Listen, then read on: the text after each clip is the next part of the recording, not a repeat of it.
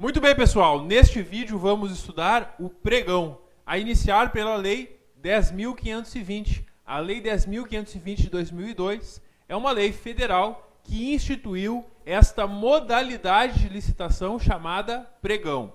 Lá na Lei 866 de 1993, nós tínhamos 5 modalidades de licitação. E a própria lei dizia que eu não poderia utilizar outra que não fossem aquelas 5 modalidades. Em 2002, atendendo uma nova realidade no Brasil, que já vinha produzindo efeitos em alguns órgãos públicos, foi instituído oficialmente a modalidade de licitação denominada pregão.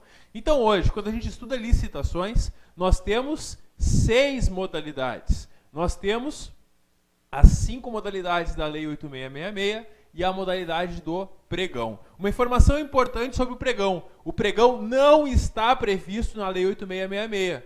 Quando foi instituído o pregão, eles instituíram isso por uma nova lei. Eles não mexeram na Lei 8666 em razão do pregão. O pregão, ele passa a ser regulamentado oficialmente pela Lei 10.520 de 2002. Teve uma medida provisória antes que produziu efeitos, mas em 2002 a Lei 10.520 que se tornou a norma oficial dessa modalidade de licitação chamada pregão. Pessoal, o pregão, como a gente vai perceber no estudo aqui, ele é muito mais moderno que as outras modalidades de licitação. Por isso, ele deu muito certo no Brasil. E hoje, quando se fala em abrir uma licitação, a primeira modalidade que se pensa a utilizar é o pregão. Tá?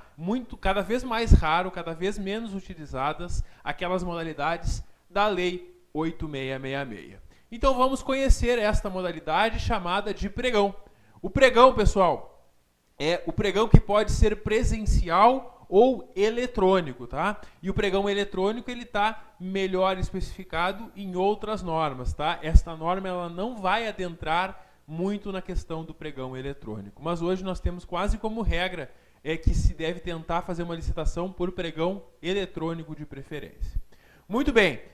Quando que eu posso utilizar o pregão? É a primeira informação que já está no artigo 1º da Lei 10.520. Tu pode acompanhar pelo nosso material aí que acompanha o curso, né? Para aquisição de bens e serviços comuns, está aqui, pessoal. Este é o conceito. O pregão serve para quê? Para aquisição de bens ou serviços comuns. Aí alguém deve pensar, professor, mas o que é um bem ou serviço comum? E a resposta está no parágrafo único, que eu coloquei naquele quadro ali para ficar mais didático. Bens e serviços comuns são aqueles cujos padrões de desempenho e qualidade possam ser objetivamente definidos pelo edital por meio de especificações usuais no mercado. Pessoal, eu quero comprar mesas de escritório, eu quero comprar cadeiras, eu quero comprar material de escritório. É fácil, é só fazer uma especificação do que eu preciso, do tamanho que eu preciso, do formato que eu preciso, e isso vai ser comprado por pregão, porque é possível caracterizar uma mesa de escritório, uma cadeira, um material de escritório como algo comum, como um bem ou serviço comum. Quando se quer contratar algo muito diferenciado, com muitas características específicas, aí vai se utilizar outras modalidades, tá? Mas para bens e serviços comuns, eu devo utilizar o pregão quando eu vou realizar a licitação. Muito bem. Uma informação importante, pessoal. Serviços de engenharia, tá? Obras públicas não são contratadas por pregão, tá? As obras ou vão seguir as modalidades da Lei 8666 de 93, ou vão adentrar pelo regime diferenciado de contratações, o RDC, tá? Que foi instituído em razão dos Jogos Olímpicos e da Copa do Mundo e acabou ficando aí também como uma forma também de licitação, mas só para algumas áreas, tá? Então, pessoal, para o pregão não vai estar certa nenhuma questão de concurso que afirme que ele é a modalidade adequada para contratar uma obra de engenharia. Está errado. Ele serve para bens e serviços comuns, como a gente vê no artigo 1º da Lei 10.520. Maravilha. Vamos seguindo. Parágrafo 1º do artigo 1º.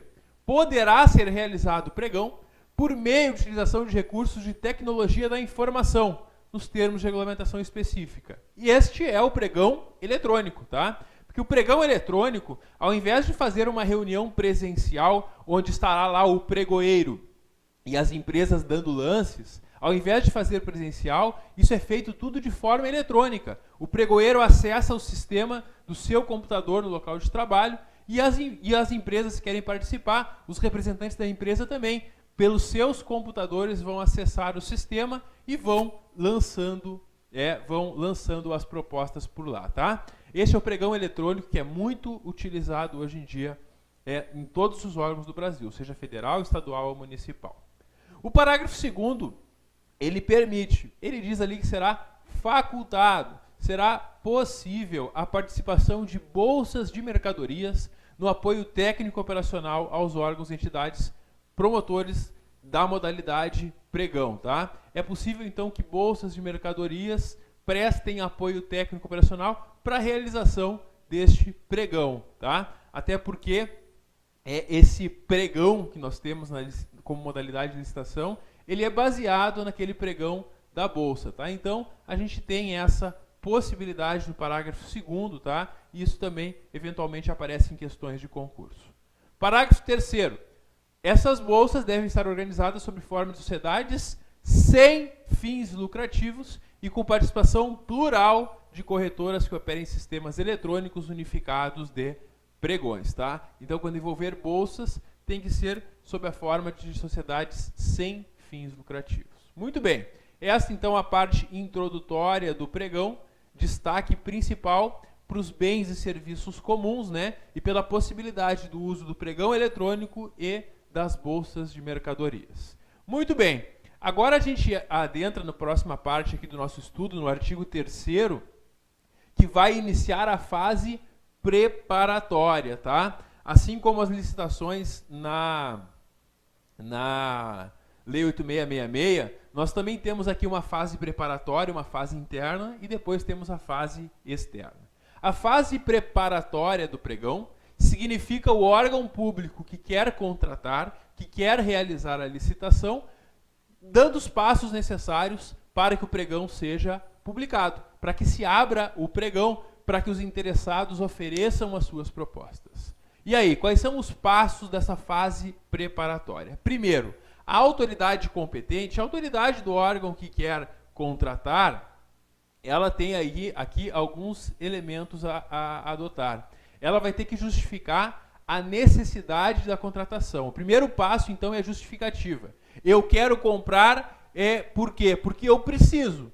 Uma prefeitura quer adquirir veículos. Por quê? Porque estão faltando veículos na sua frota. E serviços estão deixando de ser prestados por aquela falta dos veículos. Então, tá aí. Essa é uma justificativa adequada. Então, justifica que precisa comprar aquele bem. E vai definir o objeto do certame. Vai dizer, eu quero um veículo com 2 portas. Não, eu quero um veículo 4 portas. Não, eu quero um veículo com tamanho maior, com capacidade maior, enfim. E isso tudo vai ser colocado na definição deste objeto, tá? Também, exigências de habilitação. O que a empresa que queira me fornecer o produto ou prestar o serviço precisa ter de habilitação. Muitas vezes, simplesmente se usam os requisitos de habilitação lá da Lei de Licitações, a Lei 8666, tá? Tem que definir os critérios de aceitação das propostas, as sanções por inadimplemento, sanções, então, que são aplicadas pela empresa que ganha a licitação e não presta o serviço, ou não presta o fornecimento, e também as cláusulas do contrato, e inclusive com fixação dos prazos para fornecimento. Então, tudo isso tem que ser colocado aqui no início do pregão, primeiro passo na fase preparatória.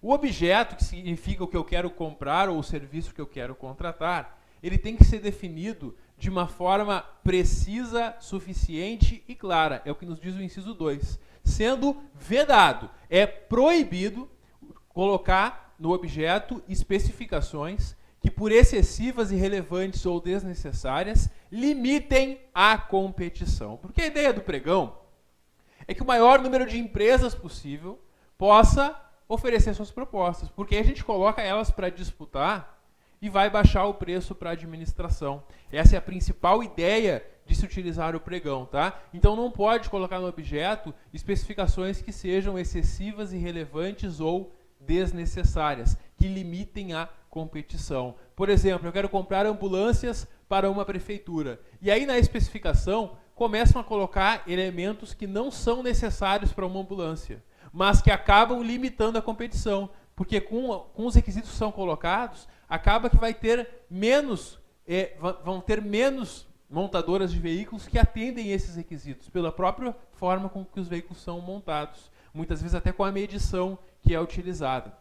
Pessoal, isso não pode ser colocado no edital. Isso é uma forma de fraudar uma licitação, tá? Então não pode colocar no objeto lá da licitação, do pregão, não pode colocar essas características que acabem inviabilizando uma participação maior neste certame, tá? Essa é a ideia, portanto, do inciso 2, ele cai bastante em prova, é importante destacar essa parte aí.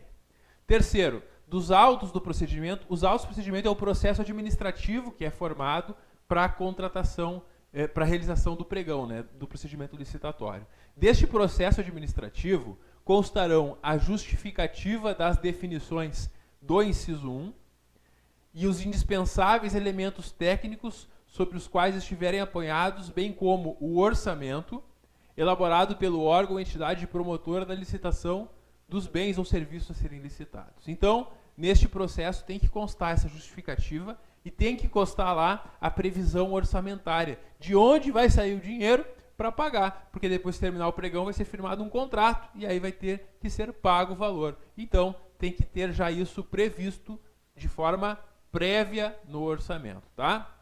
Muito bem. 4. A autoridade competente designará, dentre os servidores do órgão ou entidade promotora da licitação, o pregoeiro. E o pregoeiro, ele vai ter uma equipe de apoio que vai ajudar ele, cuja atribuição inclui, dentre outras, o recebimento das propostas e lances, a análise da sua aceitabilidade e sua classificação, bem como a habilitação e a adjudicação do objeto do certame ao licitante vencedor. Então, essas atribuições do pregoeiro. Essa é uma grande diferença, pessoal, do pregão para as modalidades de licitação da Lei 8666, porque aqui nós temos a figura do pregoeiro, e este pregoeiro, ele substitui aqui a comissão de licitação. Lá na Lei 8666 nós temos uma comissão de licitação.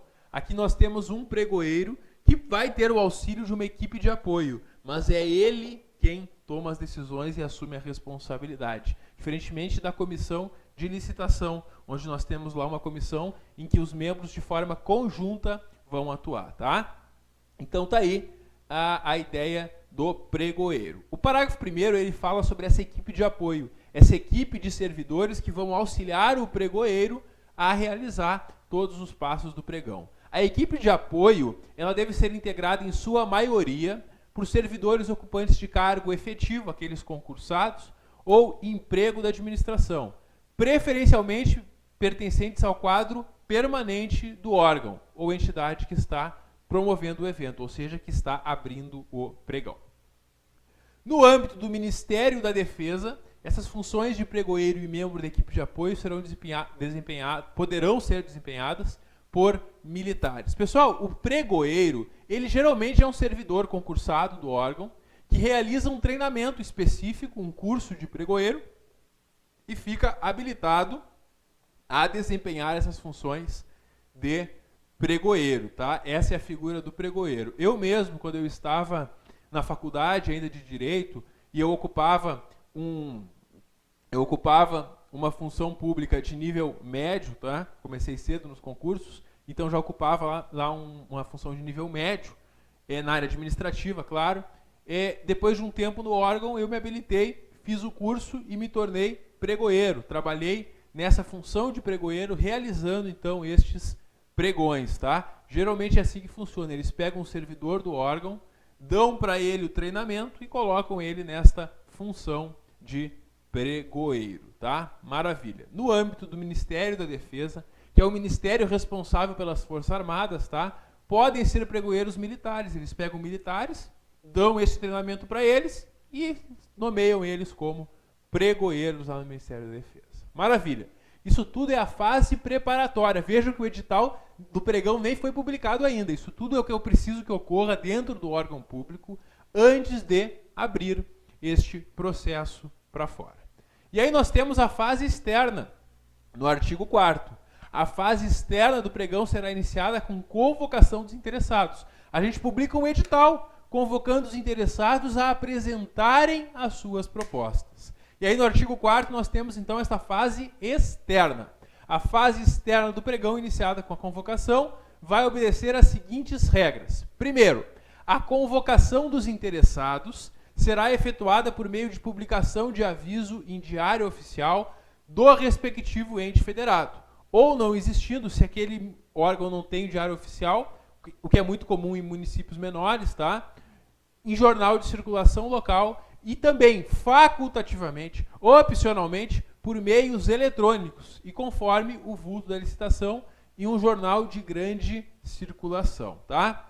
Então se faz essa publicação do edital dizendo: quero realizar um pregão, quero contratar tal serviço ou quero adquirir tal bem comum. E aí, lançado isso, os interessados têm a possibilidade de oferecer as suas propostas.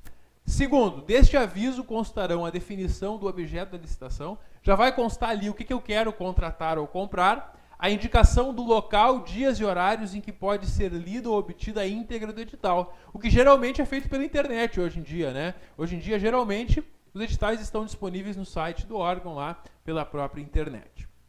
Terceiro, do edital constarão todos os elementos definidos na forma do inciso 1 do artigo 3º, aqueles elementos da definição do objeto, né? As normas que disciplinarem o procedimento e a minuta do contrato, quando for o caso. Porque quando eu faço um edital para assinatura de um contrato, de uma prestação de serviço, por exemplo, o vencedor vai assinar um contrato. Ao lançar o edital, eu já tenho que lançar junto a minuta do contrato, tá? Inclusive, eu não posso depois alterar essa minuta. Eu tenho que seguir a minuta que acompanha o edital da licitação do pregão, tá? Maravilha. E o item 4, cópias do edital e do respectivo aviso serão colocados à disposição de qualquer pessoa para consultas e divulgadas na forma da Lei 9755, tá? Então, claro, tem que divulgar, claro, cópias do edital e o aviso para que qualquer interessado possa ter acesso, qualquer cidadão, qualquer pessoa, tá? Maravilha.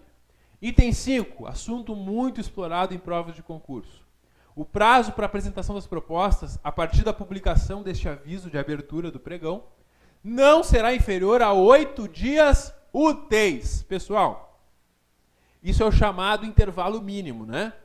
Todas as modalidades de licitação da Lei 8666, da Lei Geral de Licitações, elas têm lá, discriminado, um prazo que deve ser respeitado entre a publicação do edital e a abertura das propostas. É um prazo que as empresas têm para prepararem as suas propostas. E aí, lá na Lei de Licitações, o prazo vai variar conforme a modalidade e conforme o tipo de licitação. Muito bem.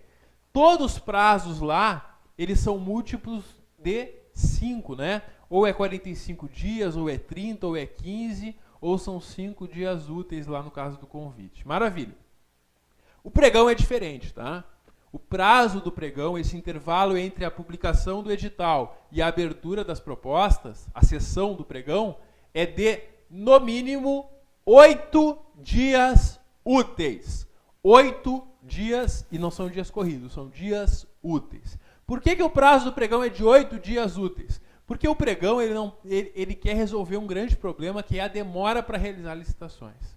Com o pregão, a gente consegue, de uma forma muito mais rápida, realizar uma licitação, escolher um fornecedor e contratar. Porque muitas vezes, quando chega lá no setor de licitações do órgão público o pedido, o órgão que está solicitando, ele precisa para ontem de um produto ou de um serviço.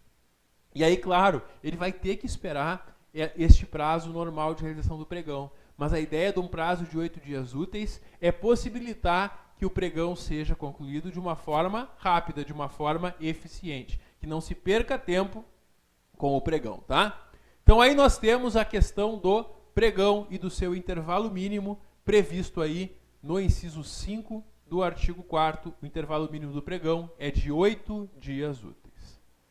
Seguimos, pessoal. Item 6. No dia, hora e local designados, será realizada sessão pública para recebimento das propostas, devendo o interessado ou o seu representante identificar-se e, se for o caso, comprovar a existência dos necessários poderes para formular propostas e para a prática de todos os demais atos inerentes ao certame, né? Geralmente, este representante da empresa que vai se credenciar para oferecer propostas, ele vai vir lá com documentos da empresa autorizando, dando poderes para que ele, em nome da empresa, ofereça propostas neste pregão, nessa disputa pública. Tá? Isso é a primeira coisa que se faz lá na realização de um pregão, que é credenciar os interessados. Tá? Se pega os documentos desses que vão representar as empresas. Muito bem. 7º, aberta a sessão, então, onde vão ser analisadas as propostas e também haverão os lances verbais. Aberta a sessão, os interessados ou seus representantes apresentarão declaração dando ciência que cumprem plenamente os requisitos de habilitação e vão entregar os envelopes contendo a indicação do objeto e dos preços oferecidos. São as suas propostas, né? Procedendo-se sua imediata abertura e a verificação da conformidade das propostas com os requisitos estabelecidos no instrumento convocatório. Então, quando eu iniciar a sessão, eu estou lá abrindo o pregão com uma série de representantes das empresas. Eu vou receber os envelopes de cada uma das empresas com as suas propostas. Pessoal, o pregão ele é muito mais inteligente do que as modalidades da lei de licitações, da lei 8666. Ele dá muito mais celeridade. Pessoal, lá na lei 8666, quais são as fases que nós temos lá na lei 8666? Nós temos primeiro uma fase de habilitação, onde a gente vai ver se a empresa pode participar da licitação. Depois nós temos a fase de classificação ou julgamento das propostas, que eu vou ver então as propostas apresentadas pelas empresas e vou achar a que é a melhor. Depois o processo ele vai para homologação. Estando ok a homologação, ele volta para a comissão de licitação fazer a sua adjudicação. A adjudicação é quando se atribui ao vencedor o objeto da licitação. É dizer quem ganhou a licitação, tá? Muito bem. Este é o processo da lei 8666 de 93. Aqui no pregão, a lei foi mais inteligente. Ela faz uma chamada inversão das fases. Uma característica do pregão é a inversão das fases. A inversão dessas fases aqui. Porque a primeira coisa que eu vou fazer é a classificação. Porque olha só, pessoal, imaginem só a situação. Eu tenho 20 empresas querendo participar de uma licitação. Aí eu vou habilitar as 20 empresas. Eu vou perder um baita tempo com isso, porque antes de começar a licitação e ver quem ganhou, eu vou ver o envelope de 20 empresas para ver se elas atendem os requisitos. Depois que eu habilitar essas 20 empresas, aí que eu coloco elas para disputar. E só uma vai ganhar. Aí eu abri 20 envelopes de habilitação e 20 de propostas. Eu abro 40 envelopes para selecionar uma empresa. O pregão, ao inverter as fases, ele primeiro vai classificar. Então, antes mesmo de abrir os envelopes de habilitação, eu só vou abrir os envelopes de propostas, porque esses eu sempre vou abrir de qualquer jeito, né? E aí eu abro 20 envelopes de propostas.